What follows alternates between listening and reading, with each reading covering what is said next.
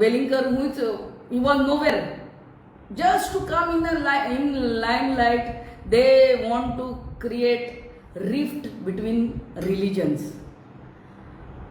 तेणे म्हटलें DNA taste करूंक जाय. I think he has to first go to IPHB and take some psychiatric advice. Goa is the highest literate state in par with Kerala state. आणि आम्ही educated म्हणतात, literate म्हणतात, आणि then we do this. It is wrong. I have already spoken to our honorable CM, आणि म्हाका CMan सांगलां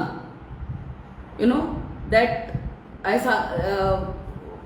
FIR has already been filed against him in Bicholi police station, आणि तेका अरेस्टूय जातलो. आणि फादर बॉलमॅक्साक जे हे केल्ले, I mean what punishment or whatever was done, the same treatment, I mean the same thing will be done. Action will be taken against Velingkar.